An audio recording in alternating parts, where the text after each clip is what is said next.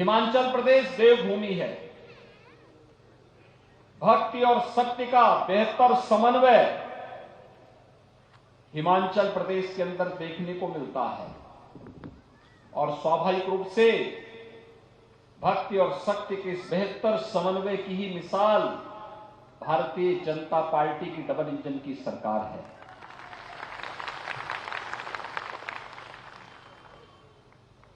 और यही कारण है कि जिस भी विधानसभा सीट पे मैं गया हूं, अपार जन समर्थन भारतीय जनता पार्टी के प्रत्याशियों को प्राप्त होता हुआ दिखाई दे रहा है। अपार जन समर्थन इस बात का उदाहरण है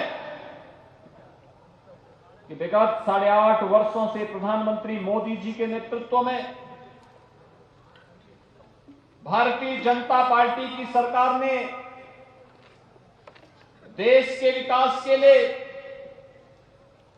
गरीब के कल्याण के लिए, आंतरिक और बाह्य सुरक्षा के लिए और वैश्विक मंच पर भारत की प्रतिष्ठा को बढ़ाने के लिए जो कदम उठाए हैं, भारत का 135 करोड़ जनमानस प्रधानमंत्री मोदी जी को इसके लिए अपना पूरा समर्थन देता है। भाइयों बहनों, 8 वर्ष पहले भारत दुनिया के अंदर एक पिछड़ों राष्ट्र माना जाता था, कोई नहीं पूछता था। 8 वर्ष में कितना परिवर्तन हुआ। आजादी का अमृत महोत्सव मना रहे हैं। यह देश जब आजादी का अमृत महोत्सव मना रहा है, जिस ब्रिटेन ने भारत पर 200 वर्षों तक शासन किया था, आजादी के अमृत महोत्सव वर्ष में वह भारत ब्रिटेन की अर्थव्यवस्था को पछाड़ करके 5वें नंबर की अर्थव्यवस्था देश दुनिया की बन चुका है। यह भारत का नया पुरुषार्थ है। दुनिया के अंदर कहीं संकट आता है, आशा भरी निगाहों से दुनिया भारत की ओर देखती है, मोदी जी की ओर देखती है। योग की परंपरा को आज देखते होंगे, दुनिया के 175 से अधिक देश भारत के योग की परंपरा के साथ जुड़ते हुए दिखाई देते हैं। भाइयों बहनों, ये न केवल वैश्विक मंच पर भारत की एक नई पहचान के रूप में भारत उभरा है, एक नए भारत के रूप में उभरा है, बल्कि देश के दुश्मनों को कैसे सबक सिखाना चाहिए, यह भी हिमाचल प्रदेश के रणबांकुरों से ज्यादा कौन जान सकता है। जब सर्जिकल स्ट्राइक और दुश्मन की माद में घुस करके उनके छक्के छुड़ाए जाते हैं, तो स्वाभाविक रूप से भारत के इस शौर्य और पराक्रम का लोहा दुनिया आज मान रही है। भाइयों बहनों, आज न केवल बाह्य और आंतरिक सुरक्षा के मोर्चे पर आपने देखा होगा, कांग्रेस ने तो देश को सदैव घाव दिए हैं, कहीं आतंकवाद के, कहीं अलगाववाद के, कहीं नक्सलवाद के, कहीं पर भाई भतीजावाद का, कहीं भ्रष्टाचार का, कहीं पर माफियावाद का। लेकिन आतंकवाद की ताबूत पर अंतिम कील थी जब कश्मीर से धारा 370 को प्रधानमंत्री मोदी जी की दृढ़ इच्छा शक्ति से समाप्त किया गया। आपने देखा होगा कि 1950 में जबरदस्ती जब भारत के संविधान का हिस्सा बना करके धारा 370 को इसका हिस्सा बनाया गया था, वह कश्मीर में आतंकवाद की जड़ बनी थी। और आतंकवाद की जड़ केवल वही नहीं बनी थी भाइयों बहनों, उसके कारण पूरे देश के अंदर आतंकवाद पनपा था, पूर्वोत्तर के राज्यों में अलगाववाद पनपा था। नक्सलवाद उसके साथ साथ पनपता हुआ दिखाई दे रहा था। विगत 8 वर्ष के अंदर आतंकवाद अपनी अंतिम सांस गिन रहा है। अलगाववाद और उग्रवाद के लिए भी कोई जगह नहीं। एक सभी अपने अंतिम सांसें गिन रही हैं और आज भारत बड़े बड़े इंफ्रास्ट्रक्चर के कार्यों के साथ जुड़ रहा है। हाईवे बन रहे हैं, मेट्रो बन रही है, एम्स बन रहे हैं, आईआईटी और आईआईएम बन रहे हैं। विगत 5 वर्ष के अंदर ठाकुर जयराम जी के नेतृत्व में हिमाचल प्रदेश विकास की जिस नई ऊंचाई को प्राप्त कर रहा है, वो आज किसी से छुपा हुआ नहीं है। और इसलिए भाइयों बहनों, आप सबसे अपील करने के लिए मैं आया हूं, अपने देश के लोगों का ख्याल कैसे रखा जाना चाहिए। अगर देखना है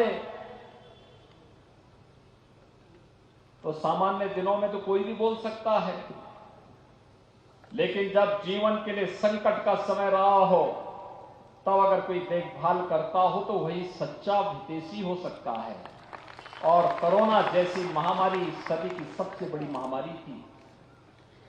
भाइयों बहनों, कोरोना जैसी महामारी के दौरान आपने देखा होगा, फ्री में टेस्ट, फ्री में उपचार, फ्री में वैक्सीन और फ्री में गरीबों को राशन भी उपलब्ध कराया था।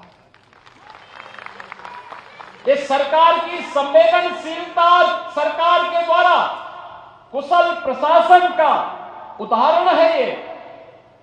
आप मुझे बताइए, अगर एक कांग्रेसी होते, टेस्ट का पैसा खा जाते,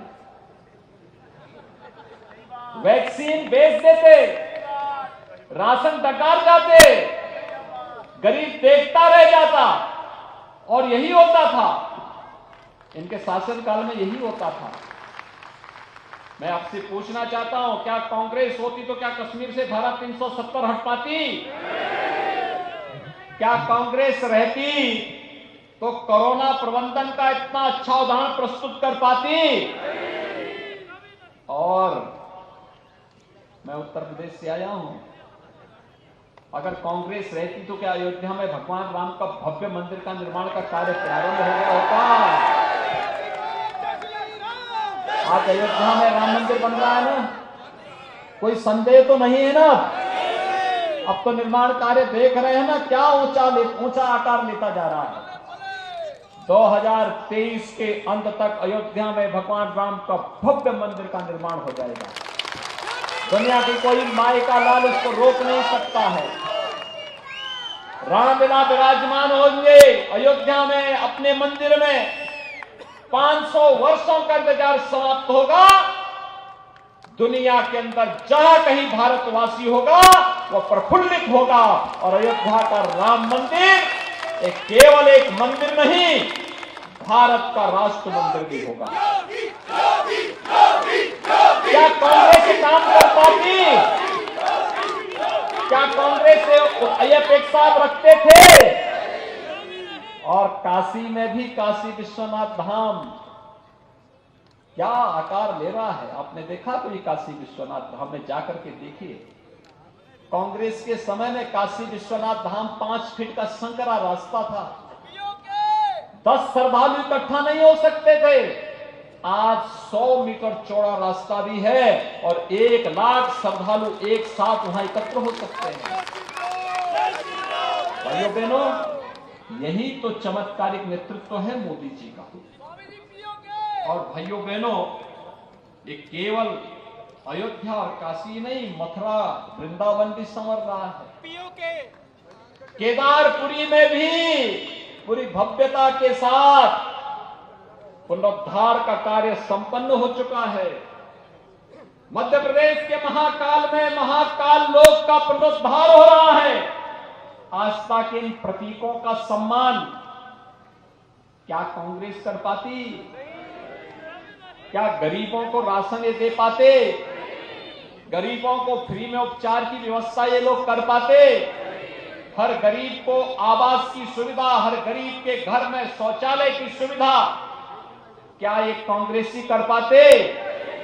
तो भाइयों बहनों न ये सुरक्षा दे सकते हैं, न ये विकास ही करा सकते हैं, न यह किसी का कल्याण ही कर सकते हैं, तो फिर इनको क्यों चुनना है? आप जानते हैं उत्तर प्रदेश में अभी विधानसभा के चुनाव हुए थे ना? और उत्तर प्रदेश की आबादी कितनी है मालूम है आपको? 25 करोड़। 25 करोड़ आबादी है, 403 विधानसभा है। और कांग्रेस कितनी सीट जीती है?